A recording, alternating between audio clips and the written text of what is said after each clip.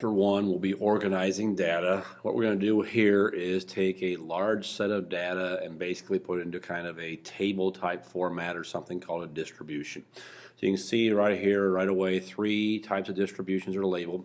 Categorical distribution, grouped frequency distribution, and ungrouped. Quick explanation, categories are just as the name implies, we're breaking our data down into categories. So for example, we might group or separate information out based on grade level, sophomores, juniors, seniors. We might break something down into Democrat or to political parties, Democrat, Republican, Independent, things like that. Colors, red, white, blue, green, those are categories. A lot of our work is going to be centered around the grouped and ungrouped, especially the grouped. Grouped, we're going to take a numerical set of data, both in ungrouped and ungrouped, or grouped and ungrouped, and make a table format. We're going to put our numbers into different groups of numbers. So for example, maybe we took an ACT test and we could say some scores are between 10 and 14, some are between 15 and 19, some between 20 and 24, and so forth, between 25 and 29. Let's go with 30 to 34.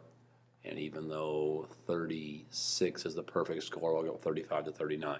Okay, so we'd be putting our scores for each individual person into one of these grouped categories here, and that's going to separate our information out into a table format.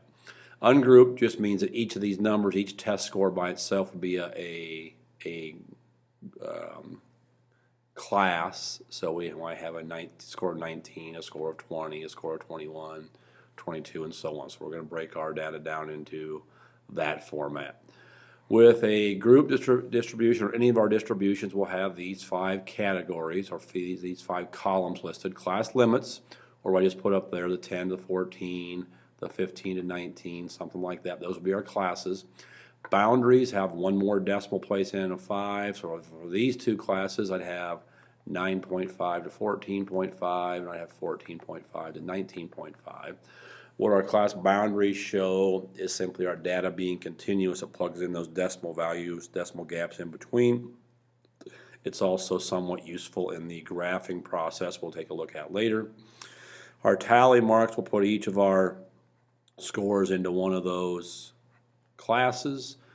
Our frequency will come from the tallies, so if we have 5 tally marks, we'll have a frequency of 5, and a cumulative frequency is a running total there on the right-hand side, kind of like you keep on your checkbook where you'll add as you slide down there. Class limits have the same place phase of data, so our test scores for ACT could be whole numbers as we see here. Our class boundaries, just talked about that, they have one more decimal place, an N and a 5. Some guidelines to follow. Pretty broad spectrum here. There should be between 5 and 20 classes. There's no set number you have to have. Unless your data set is a super large set of numbers, I'm going to say probably between 6 and 10 is probably ideal. If you get to be too many, 20 classes is going to be a lot unless you have a whole bunch of numbers. Class width should be an odd number, so if we can find the class width to be an odd number, that allows us to say our midpoint's going to have the same place value. So I'm going to go back up to my 10 to 14 and my 15 to 19. Class bound, or the widths, are found by subtracting one lower limit from the next. So we subtract these two numbers. It's not 14 minus 10, but it's 15 minus 10. So I have a class width of 5. And when you notice up here, what that tells me or gives me is the midpoint between 10 and 14 is 12. Midpoint has the same place value. Midpoint between 15 and 19 is 17. Whereas, say I had a class from 10 to 15, then I go 16 to 21, now my midpoint is 12.5, doesn't have the same place value as the raw data, so in other words, I can't get a score of 12.5 on the ACT test, got either a 12 or a 13. Okay, so there's a reason we would like our class width to be an odd number. Class midpoint, we just said 10 plus 14, or 14 plus 10 is 24 divided by 2 gives us 12, so we can add the upper and lower together and divide by 2. These are rules that must be followed. The classes must be mutually exclusive, so I can't go from 10 to 14 then from 14 to 19, because where do I put the score of 14 at? Do I put it here or do I put it here? So they must be mutually exclusive. They can't have an overlap from one category to the next. They must be continuous. So even if I don't have a score of 15 in my data set, I can't skip 15 and go 16 to 19. I've skipped 15, so my classes must be continuous. They have to have all the numbers. They must be exhaustive, so it has to include every number in my data set. ACT score goes up to 36. You know, if somebody scored poorly, worse than 10, we'd have to go down and go 6 to 9 or something like that. Have to have a class for all of our possible numbers. And our classes must be equal in width. So notice I can't go a class width here of 5 and then a class width here of 4. Okay, they must be the same all the way through there. So a couple of rules, actually 4 rules that we have to follow when setting up our distribution. And finally, as we construct a group distribution, determine our number of classes. For our purposes, the book will probably tell us, and notice up above it says between 5 and 20 classes. Again, we're going to stay somewhere smaller than that, somewhere between probably 5 and 10. Find the highest and lowest value. That will give us the range. Find the width by dividing the range by the number of classes and rounding up. Okay, there's a key point right there. Always round that up. And again, we'd like that to be an odd number if possible. Select a starting point, usually the lowest number, but it can also be any convenient number lower than that number. Add the width to get to lower limits, fill in the upper limits, find the boundaries, tally the data, find the numerical frequencies, and find the cumulative frequencies. That whole process will probably make more sense as we go through it, so that's what we're going to do right away right here is look at this group of numbers. We have the record high temperatures for each of the 50 states listed here, so we have 50 total numbers here. We're going to break that into our distribution, into our table format. So the first thing I do is search through here and find the highest number, which is 134, and the lowest number, which is somewhere in here. We have 100. So I'm going to take 134 minus 100 to find my range. I want to find 7 classes, so I take that range and divide it by 7. And 34 divided by 7 is going to give me probably 4.8 or 4.9. We always round that up to the next whole number. Number 5, that will be our class width. That also works out well because our class width is an odd number. 5 is an odd number. So down here, we start out, we'll create our classes. And I'll start with my lowest temperature. Now here's kind of a tricky part that people mess up on is our class width is 5, so we fill out each of our lower class limits first. So 100, 105, 110, 115, 120, 125, and 130. 1, 2, 3, 4, 5, 6, 7. So I have 7 classes. Now I go back in and fill in my upper limits. So if my second class starts at 105, my first one ends at 104, 109, 114, 119, 124, 129, and 134. Quick little side note here, this is just a coincidence. Typically our distribution is not going to end on our highest number. Okay, as long as this highest number falls in this last category, then we're fine. Okay, so just make sure you make note of that. That's just kind of a coincidence that it works out because this divided out to be almost so close to being a whole number of 5 that it worked out that way. Our next column here is something called the class boundaries. The class boundaries have one more decimal place and end in a 5. So I go from 99.5 to 104.5. I go from 104.5 to 109.5. And we'll just fill in each of these as we go down here.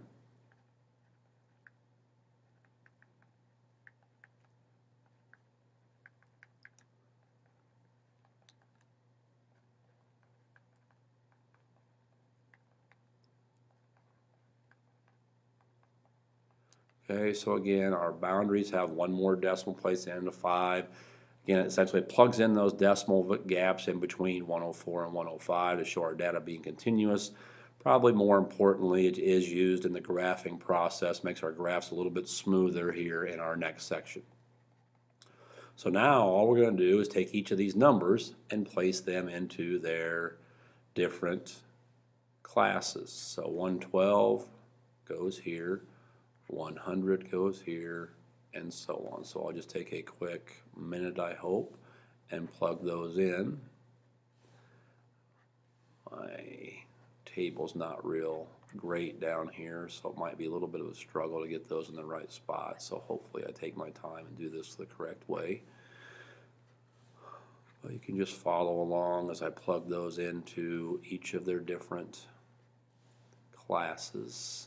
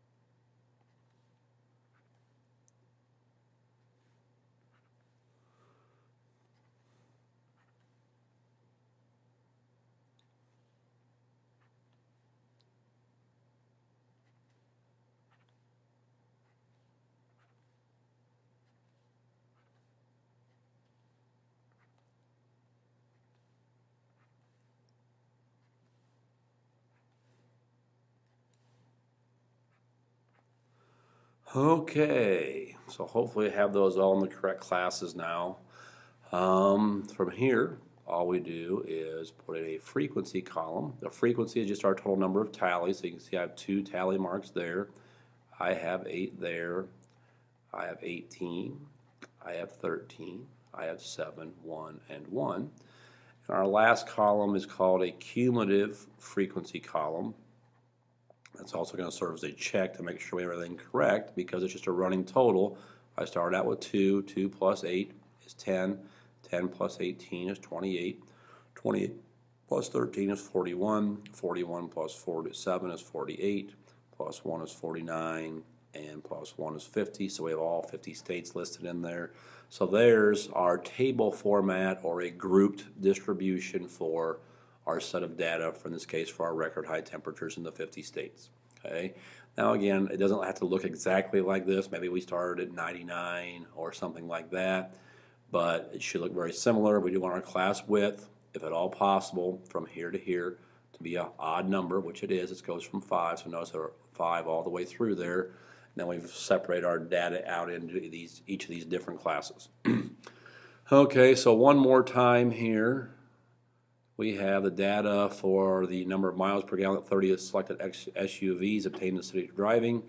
I'm going to add right in here, we're going to construct an ungrouped frequency distribution. So as we do this, we'll set up our classes, but each of the numbers here are going to be a class by themselves. So it looks like I have a low of 12 and a high of 19. So I'm going to list each of those as a class by itself: 12, 13, 14, 15, 16, 17, 18, and 19. Anytime that we have numbers as part of our classes, we'll have boundaries. Now, as a side note, if this were red, white, blue, green, we wouldn't have boundaries because you can't add and subtract 0.5 from a color, so from a category, so we won't have boundaries for categorical distributions. But here for 12, our boundary is 11.5 to 12.5. 12.5 to 13.5, and so on. So I'll fill in each of these, zipping down through here.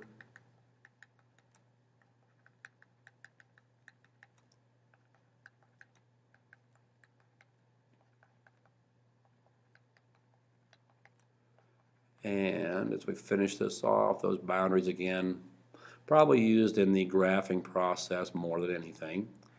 Our tally marks, again, those are somewhat kind of optional, but I have 1, 2, 3, 4, 5, 6. Looks like I have 6 in the 12 category. Oh, 13. Do I not have a 13? There's a 13. Just the one.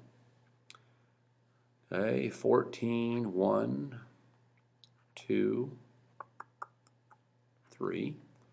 So I'll put 3 tally marks there. 15, 1, 2, 3, 4, 5, 6.